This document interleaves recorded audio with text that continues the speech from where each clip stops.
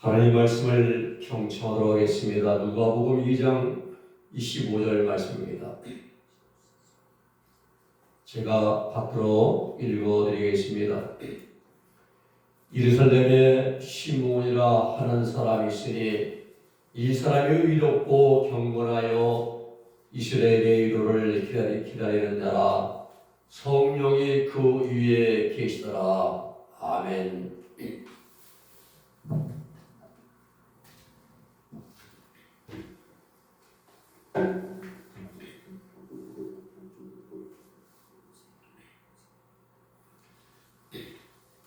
지금 우리 그리스도인들은 주님이 세상에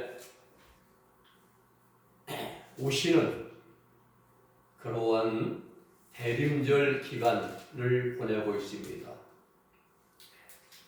우리가 대림절, 대강절을 이제 성탄절 4주간, 성탄절 이전의 4주간을 이제 기간을 의미합니다.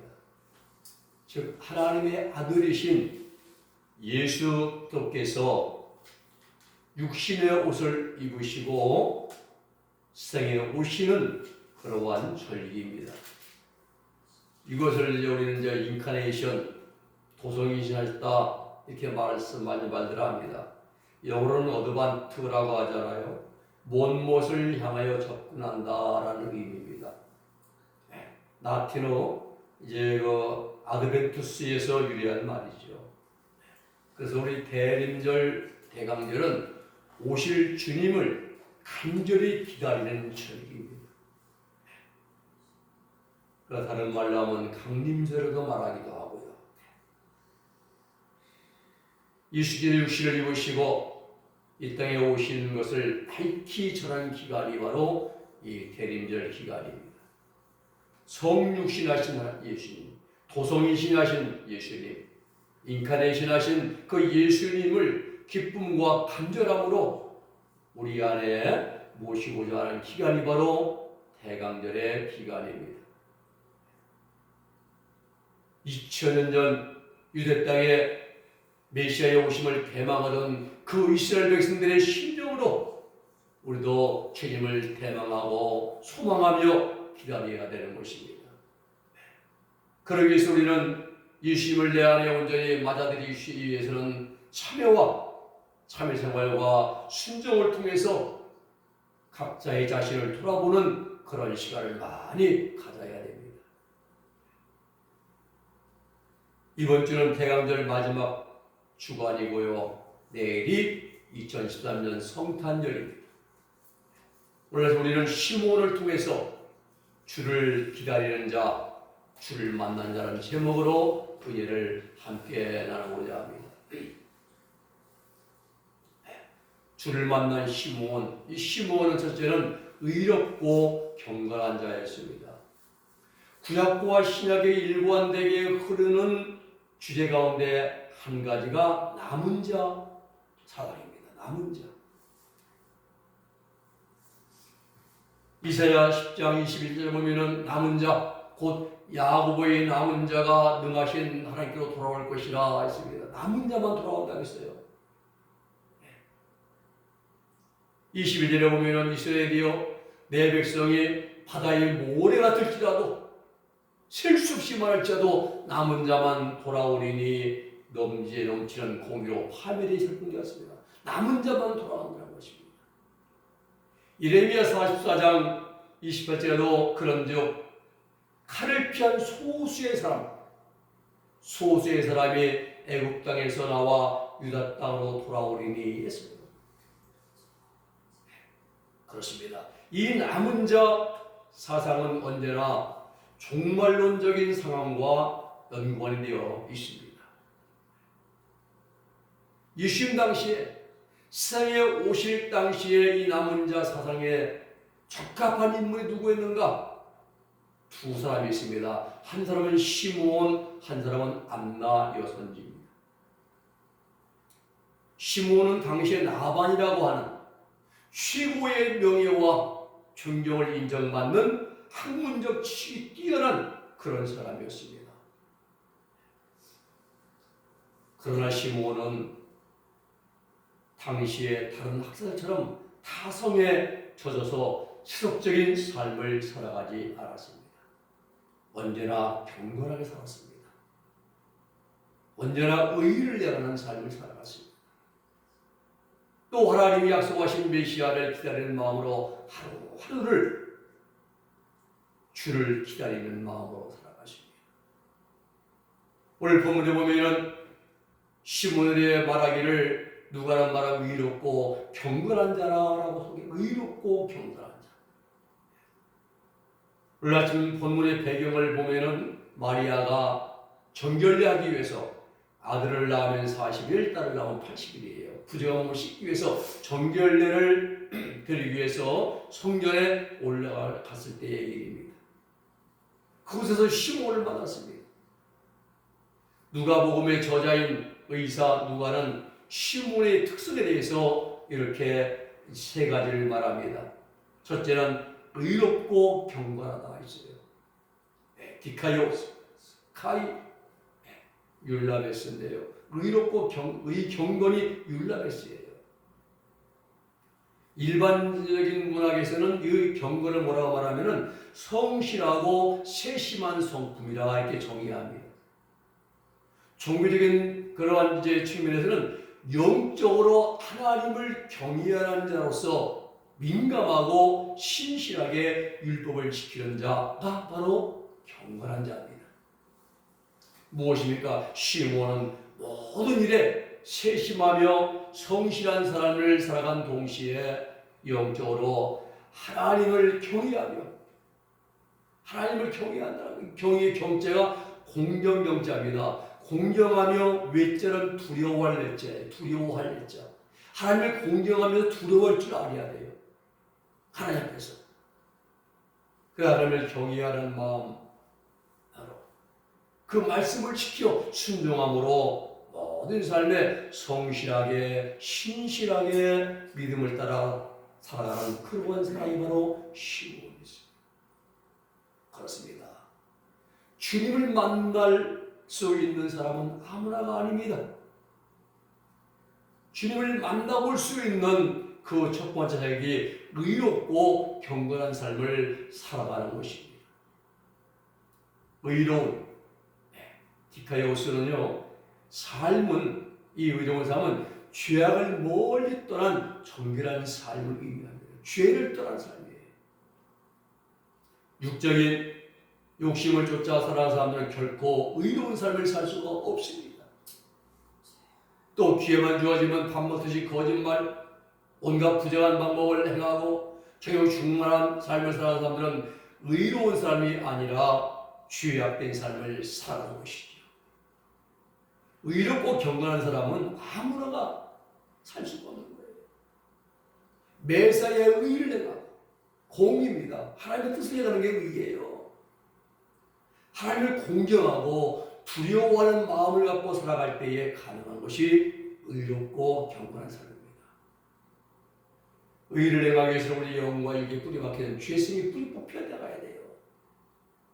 그리고 하나님 뜻보다 내 뜻이 앞서는 육신의 정보와 욕망, 중욕도 십자가에 못 박아져야 되는 것입니다.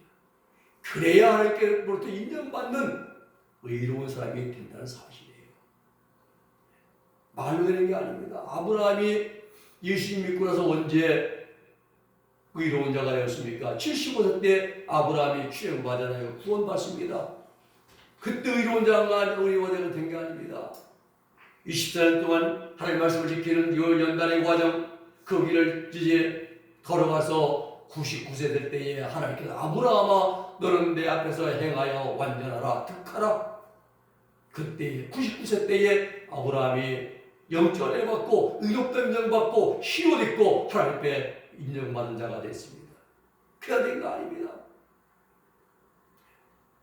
오늘 여러분, 우리 믿음과 신앙의 깊이가 깊어지고 더해질수록 우리는 하나님을 두려워할 줄 알게 됩니다. 불신자들 특징이 뭡니까? 하나님은 어디 있느냐? 하나님은 어디 있냐? 라고 큰소리 칩니다. 영적으로 어린 아이들은 하나님의 말씀이 주어져 매사를 자기 고집대로 합니다. 자기 생각, 자기 주장을 앞세워서 행합니다. 영적인 어린아이들의 특징입니다.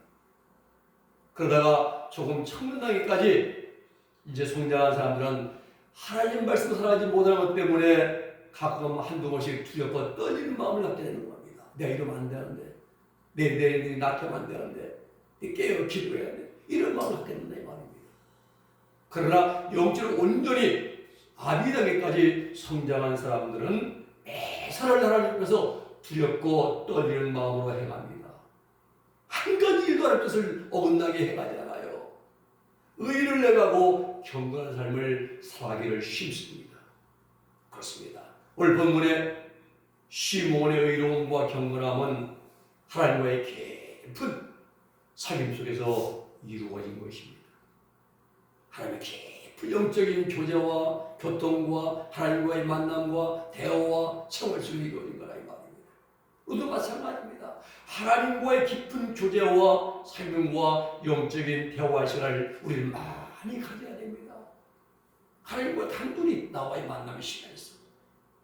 하나님과 함께하는 시간이 많으면 많을수록 우리 믿음과 신앙은 더욱 이제 빛이 나게 될 것입니다.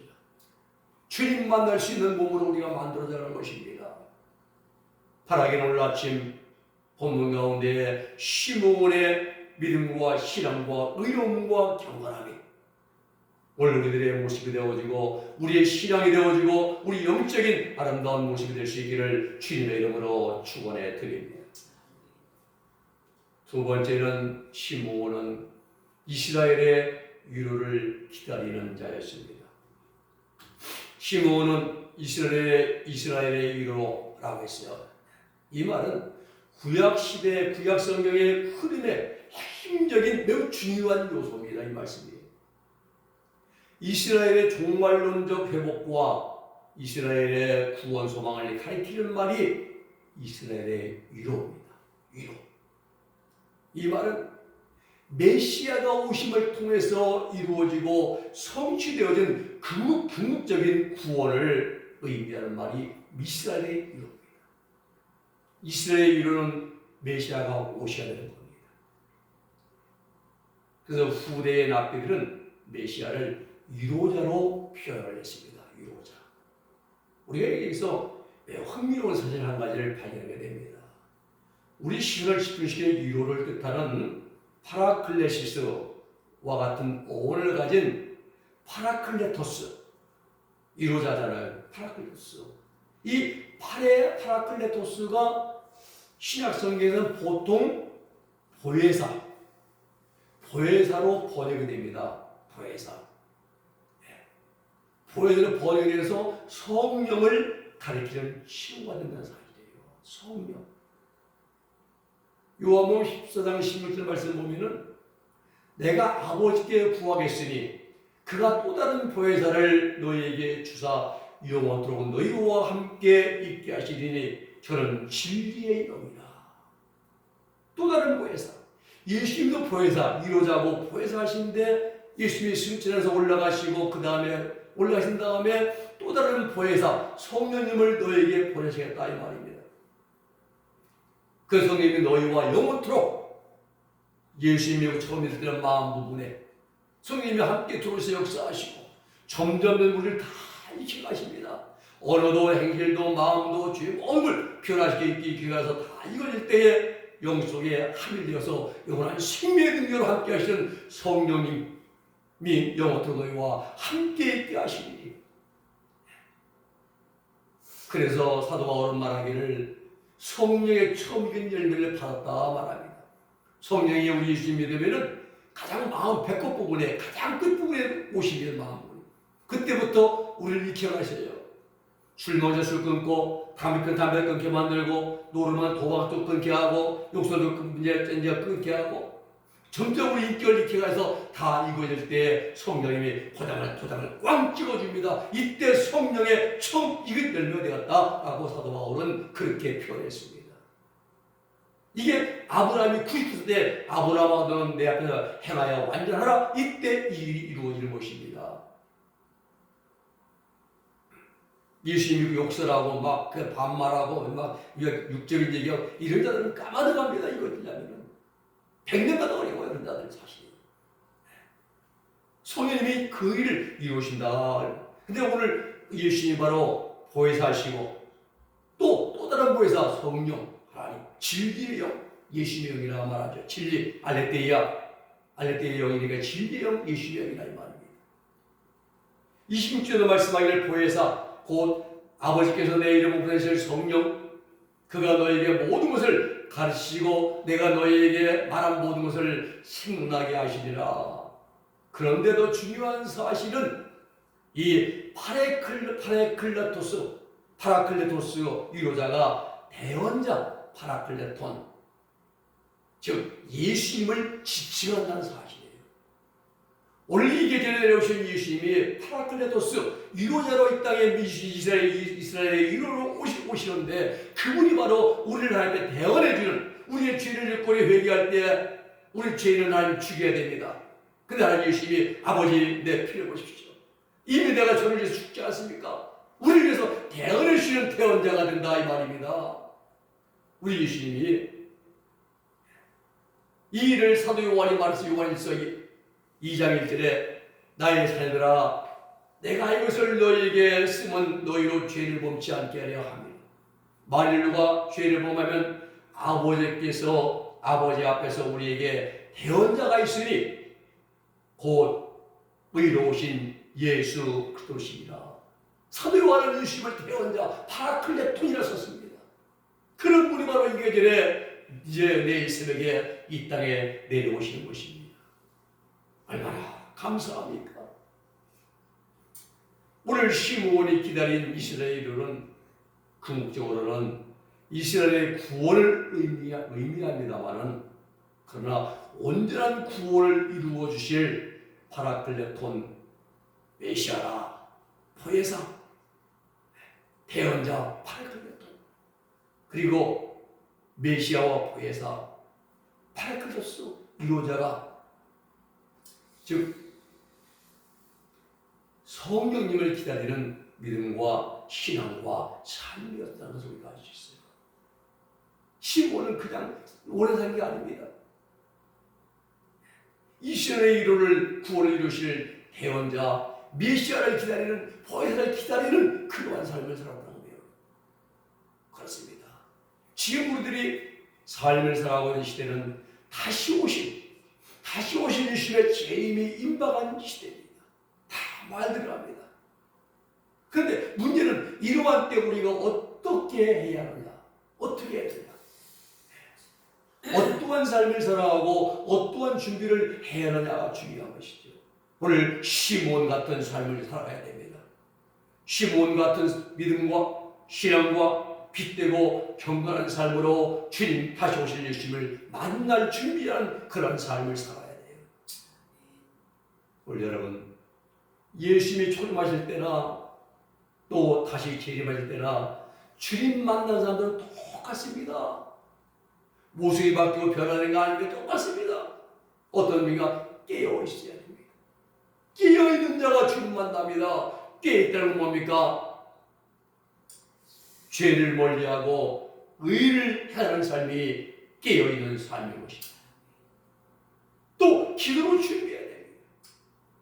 기도한 사람은 죄를 항상 멀리하고 주의 뜻을 먼저 순종하는 자들입니다. 또 정결한 삶으로 준비를 해야 됩니다. 정결한 삶은 선을 행하고 빛을 따르는 삶이 정결한 삶인 것입니다. 준비한 삶을 살아가는 사람들이 시몬과 같이 주님을 만날 수 있게 됩니다. 우리는 하나님의 위로를 기다리는 자들이 되어야 됩니다. 세상의 위로가 아닙니다. 누구의 위로가 아니라 하나님의 위로를 기다리는 자가 되어야 돼요. 하나님의 위로는 궁극적으로는 우리의 구원의 완성을 뜻하지만은 보혜사이신 성령님의 도우심과 대언자이신 예수님의 늘 사모하며 기다리는 삶을 살아가는 저와 여러분들이 다 될 수 있기를 주님의 이름으로 부탁을 드립니다. 세 번째는 주를 만난 시므온은 성령이 그 위에 함께 하셨습니다. 메시아를 만난 시므온의 신앙의 특징 세 번째는 성령이 그 위에 늘 항상 함께 하셨다는 데 있습니다. 성령이 그 위에 계시더라. 푸니마 엔 하기온 엔 아우톤인데요. 이 독특한 이 어순을 가지고 있습니다. 성경에서 보통 성령을 표현할 때 푸니마 하기온 이렇게 말합니다. 그런데 오늘 본문에 보면 푸니마와 하기온, 영과 거룩한, 하기온 거룩이고 푸니마 영인데 그 사이에 엔이 들어갔어요. 엔이 삽입되어 있습니다.